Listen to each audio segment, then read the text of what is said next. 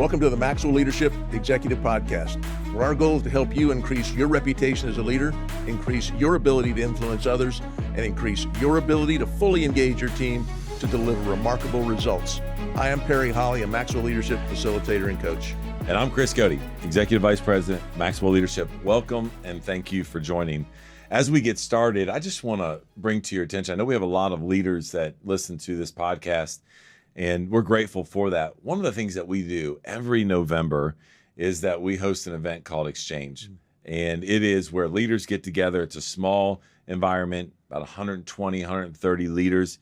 John's with us for 3 days. And man, we just exchange leadership principles with incredible speakers, leadership experiences with things that we are able to bring to the table. We would love for you to be a part of that. If you're interested in learning more about that, I want you to go to exchange.maxwellleadership.com, and there you can learn a little bit more about that event in November that we host. Well, as we get started today, I want to talk a little bit about this title, and this is interesting in just the time that we're in today. And the title that Perry's bringing to us is your team concerned about their future? Not the future of the organization. Maybe that's part of it, but their future. And a couple of weeks ago, we talked a little bit about how leaders can create and maintain urgency. And one of the things is we talked in that episode, and I'd encourage you to go back and listen to it, is we talked about how do you create that culture? What does that look like? How do you go about it the right way? Because if you don't, what's going to end up happening is you're going to risk creating a culture of fear and anxiety about why is there so much urgency around what we're doing. Add to that the market conditions and with people quitting. And I saw an article the other day, I even shared this with you. Now it's fast quitting and all these different phrases are coming out. There are definitely concerns by our team members, about their future, about their leaders' future, about the organization maybe. And so today we want to talk about some ways to avoid creating a culture of fear and anxiety inside the organization while still trying to create that urgency. Yeah, I don't think anybody would disagree. There's a lot going on in the economy and in the world and business. Is it a recession? Is it not a recession? I mean, there's lots of dynamics that are affecting people. I found in my coaching lately a lot of leaders, and I also coach some young people, just part of the joy that I get out of coaching. But there's a lot of anxiety, and what you hear a little bit in the press about the Gen Z and the anxiety, stress and anxiety they feel, but I think some leaders are feeling this as well as they lead those younger generations. So, I'm reminded, and I remind myself when I'm tempted to fear things, is that I control the controllables, control what you can control. For the most part, anxiety is related to trying to control things we can't control, like the things I just mentioned. So I think step one for any leader trying to increase urgency while reducing fear, anxiety with people is to remind everyone to what it is we actually can control in the business. And so a lot of the time that's going to come down to our thoughts, our attitudes, our actions, things that are within our reach in doing that. But I think the degree of empowerment that we talked about in the urgency podcast that a member on your team feels, how empowered they feel can directly affect how anxious and fearful they may feel. But what do you think about that? Yeah, I think the more that you empower, the more, to your point, they feel like they can control their own situation and the things that are around that situation. As you were talking, it reminded me of a saying from Coach Bill Belichick, the great New England Patriot coach, where you can hear him on different clips for leadership videos where he talks about do your job, right? Like do your job. Now, and then Nick Saban says it because he comes obviously from that coaching tree. And that's in essence what they're saying is, hey, there are 11 of us on the field at one time, and we have a lot of urgency. There's a lot of urgency in the game of football. We can get anxious about this. There can be fear about things not working. Don't worry about what's going on next to you, what's going on in the backfield. Like, do your job, to your point. Control what you can control. Empower them to be able to do that.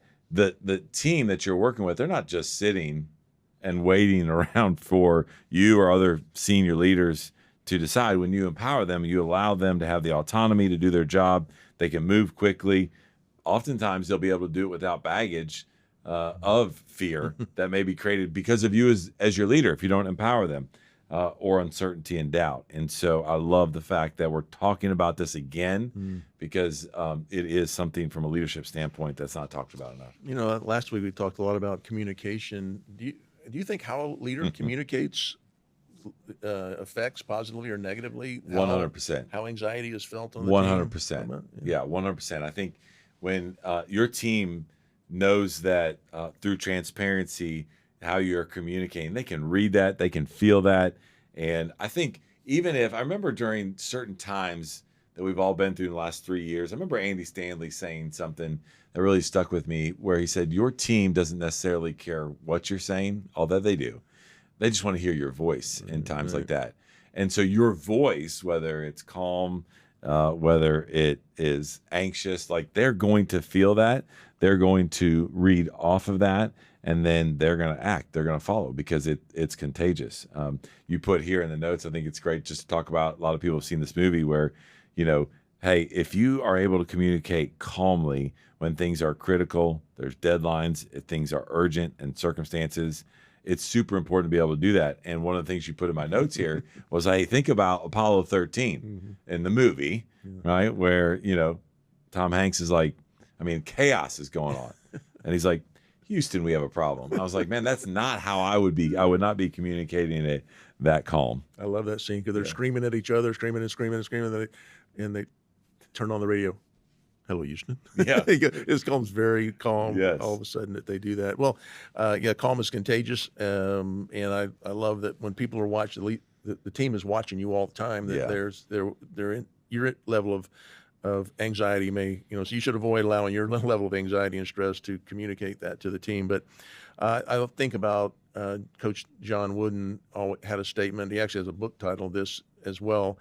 But how he could have easily have been the screaming, demanding coach. We've all worked for that. I know you and I played ball, and you always ran across that screaming, yelling, stress and building coach that was always on top of you. But Wooden was not that way. He was calm, and his demeanor was always level. And he said, I need you to be quick, but don't hurry. Be quick, but don't hurry. And I love that about, there's a difference between rushing and hurry and that stress and anxiety that people may be feeling in today's environment. And we need to have urgency, but it's not a false urgency. It's not a fake. It's not a stress-inducing urgency. It's just we need to be quick. Don't hurry. And I think that's something we could use. Leaders, you know better than anyone that growth is essential if you want to make tomorrow better than today. But fitting growth into your calendar takes intentionality and self-discipline. So let Maxwell Leadership help make your growth achievable. You're invited to join thousands of worldwide leaders in using the Maxwell Leadership Growth Plan. The Maxwell Leadership Growth Plan provides you with convenient and easy to implement leadership resources, including video lessons from John Maxwell, all at your fingertips.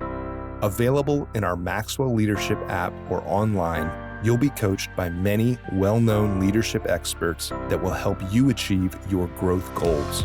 You can even listen to this podcast right there in the app. Check it out for free today at growth.maxwellleadership.com. That's growth.maxwellleadership.com. Going back to communication, I've worked with leaders who just want to speed up and do things more quickly, but we really didn't know what that meant or why. And so I think leaders need to focus on communications to be clear about the why. We mentioned that on the urgency podcast as well. But if you're not communicating clearly and calmly, concisely about what it is we're doing, why we're doing it, where we are, how we're doing, that people begin to let that anxiety, I'm watching you and you look calm and we're okay. We're okay. And even though it's trying times and some clients are holding back budgets because they're waiting to see. I got news for you. Next year's an election year. It's probably gonna get worse because there's gonna be all kind of dynamics entering into that. Yeah. I think as our team, if they can stay focused, they know what needs to be done, and they have that confidence, I love that. They can be quick without hurry.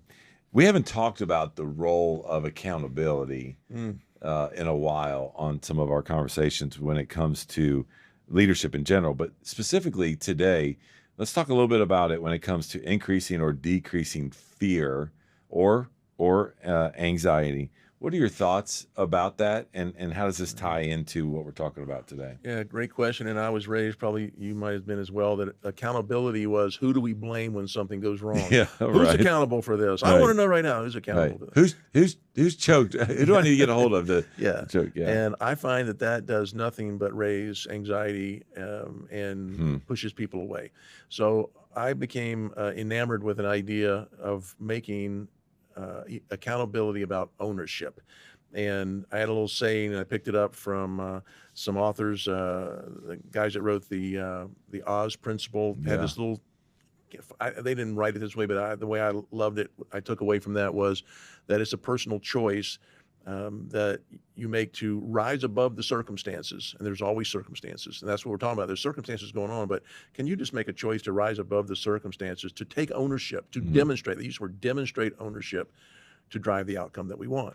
And when I had those four things in my head about I'm going to make a personal choice, or the people on my team making a personal choice, I need them to rise above the circumstances. I don't need excuses. There's always circumstances. There's always reasons why it won't work. Rise above it, and then know that you own it.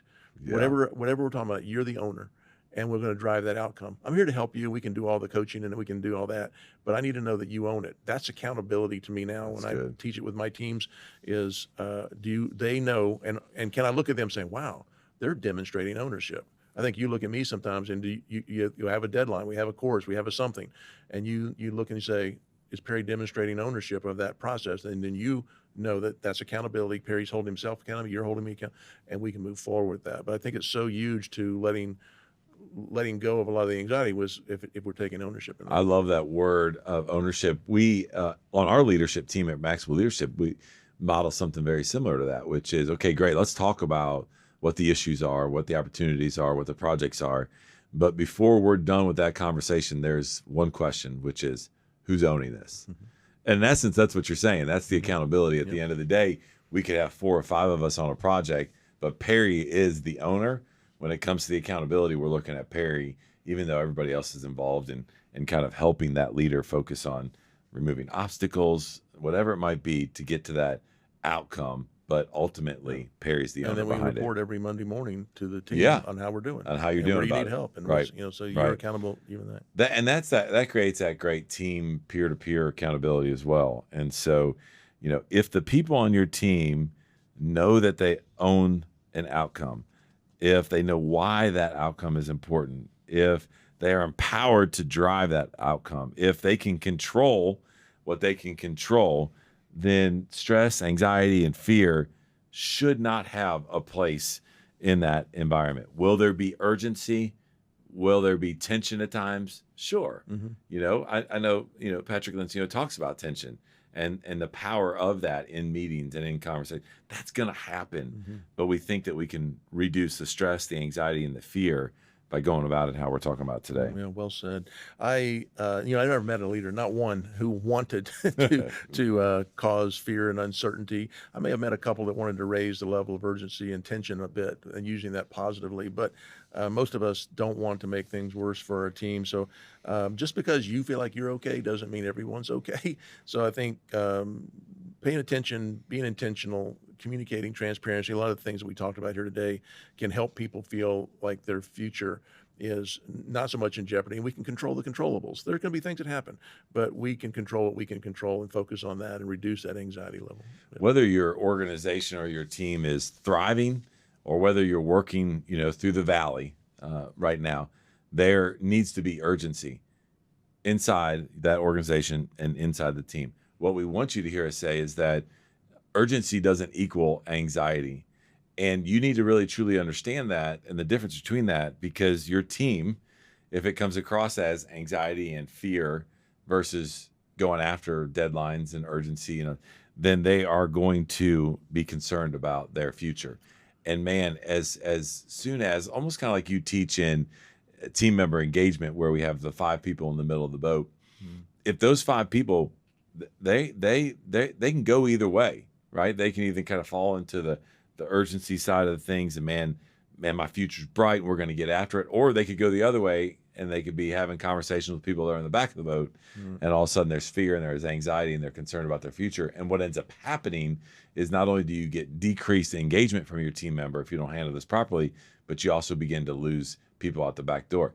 And if you haven't done research lately on what it costs organizations to lose people out the back door and then replace them, just Google that, and then you'll understand how important this is. That's a question. Thinking about, is my future secure? How are we doing? Do I have a future here? Or how are we doing? I know we do a lot about where are we. You do a lot of our business review meetings, talk about compared to our goal, compared to last year. What's your feeling about anxiety increasing or anxiety reducing? There's no right or wrong answer here. I watch our team and I know that a lot of things that causes anxiety is I don't know how we're doing. Yeah. And I think in our team, there's no mistake on how we're doing. And you're very direct and you put the numbers up for everybody to see every Monday morning. We know what the progress is. We know where we should be. We know where we were this time last year. Does that help or hurt? I can't answer that question. I'm just kidding on this live podcast. Here's what I'm going to tell you. What I was thinking about when you said that was, I think it helps some people. I think it causes anxiety in other people. Good. I think that too. So let me tell you how I handle go ahead. that. I'm very aware of the individuals on our team that it causes anxiety. It's okay that it does because of how they're naturally wired. It's not okay if I, as a leader, allow that to continue to happen without talking about it.